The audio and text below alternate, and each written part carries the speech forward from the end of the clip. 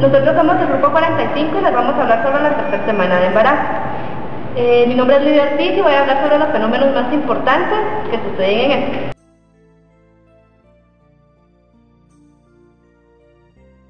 Gastrulación es el fenómeno característico que se produce durante la tercera semana y es el proceso mediante el cual se establecen las 3 capas germinativas en el embrión. La gastrulación comienza con la formación de la línea primitiva en la superficie del epiblasto. En el extremo cefálico de la línea se forma el nódulo primitivo, que es la zona ligeramente elevada alrededor de la fosita primitiva.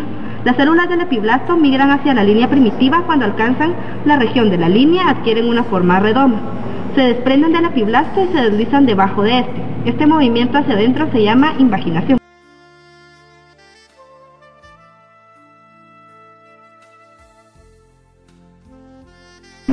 Mi nombre es Kimberly y voy a continuar con el proceso de gastrulación. La migración y especificación celular son controladas por el factor de crecimiento fibroblástico 8 o FGF8, sintetizado por las mismas células de la línea primitiva. Este factor de crecimiento controla el movimiento celular y la especificación. Una vez que las células se han invaginado, algunas desplazan al hipoblasto y dan lugar al endodermo, mientras que otras se sitúan entre el epiblasto y el endodermo que acaba de formarse, para constituir el mesodermo. Las células que quedan en el epiblasto forman el ectodermo, de tal manera que el epiblasto es el que origina todas las capas germinativas del embrión.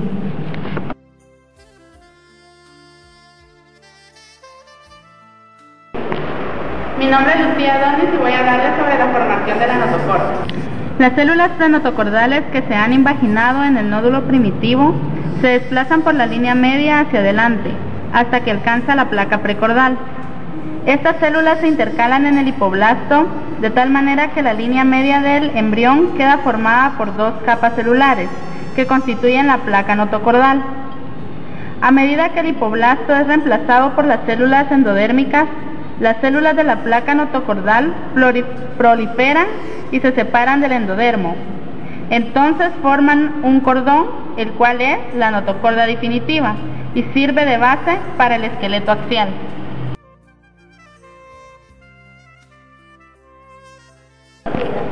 Mi nombre es Jeffrey García, les voy a hablar sobre la continuación de la formación de la notocorda. Las células notocordales y prenotocordales se extienden cranealmente hacia la placa precordal y caudalmente hacia la fosita primitiva.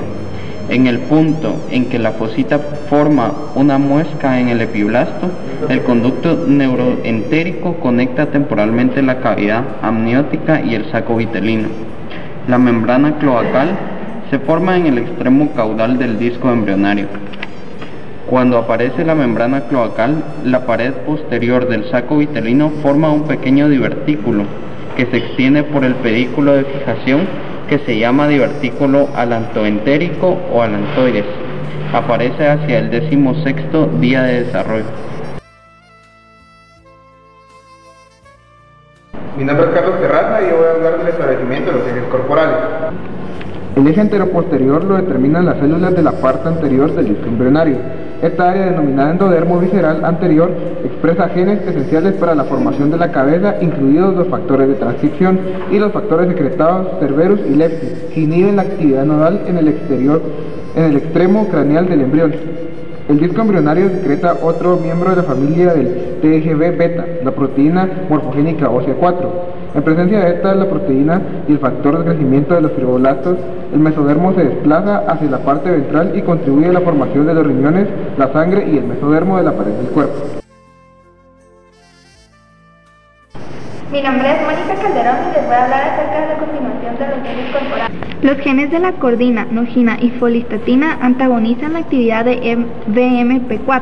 El resultado es que el mesodermo craneal se desplaza dorsalmente hacia la notocorda, los somitas y los somitómeros. Nodal interviene en el establecimiento y el mantenimiento de la línea primitiva.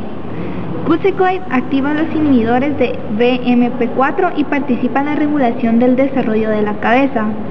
En las regiones central y caudal del embrión, la formación del mesodermo dorsal está regulada por el gen Brachyury, que se expresa en el nódulo de las células precursoras de la notocorda y la notocorda. Mi nombre es Jorge y continuaré hablándoles sobre los ejes corporales. La Churi codifica una proteína de unión a un ADN de secuencia específica que actúa como factor de transcripción. El dominio de unión al ADN se llama caja T. La formación del mesodermo depende del producto de este gen. La lateralidad de derecha-izquierda viene determinada por una cascada de genes. Cuando aparece la línea primitiva, las células del nódulo primitivo y de la misma línea primitiva secretan el factor de crecimiento de los fibroblastos 8. La regulación está dada a través del gen Hedgehog y este tiene como función evitar que los genes del lado izquierdo se expresen en el lado derecho.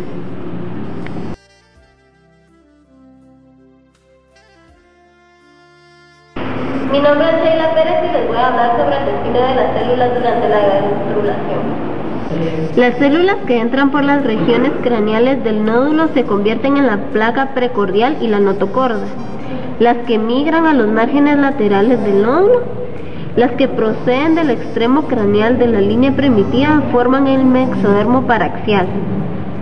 Las que migran a través de la región media de la línea primitiva se transforman en mesodermo intermedio. Las células de la región caudal de la línea primitiva forman el mesodermo de la placa lateral.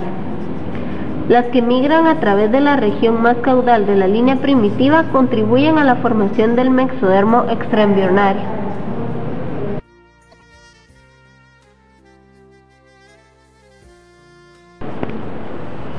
Mi nombre es Melanie Ashut y les voy a hablar sobre el crecimiento del disco embrionario.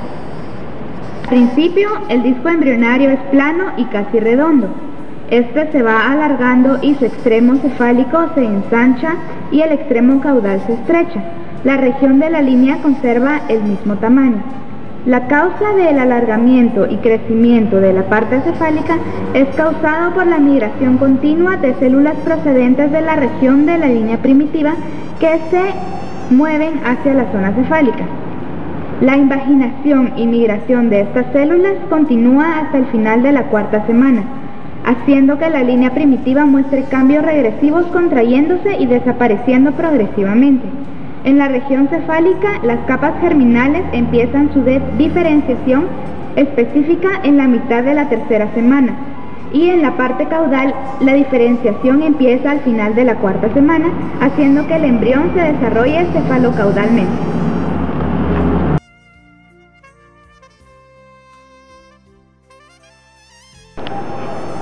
Bueno, mi nombre es Roberto Arenales y les voy a hablar acerca del desarrollo anterior del trofoblasto. Al comienzo de la tercera semana, el trofoblasto se caracteriza por las vellosidades primarias formadas por el núcleo citotrofoblástico, cubierto por una capa sincitial. En el curso del desarrollo, las células mesodérmicas penetran en el núcleo de las vellosidades primarias y forman las vellosidades secundarias. Al final de la tercera semana, las células mesodérmicas de la parte central de la vellosidad se comienzan a diferenciarse en células sanguíneas y a formar el sistema capilar velloso o vellosidades placentarias definitivas. Estos establecen contacto con el sistema circulatorio intraembrionario y conectan a la placenta con el embrión.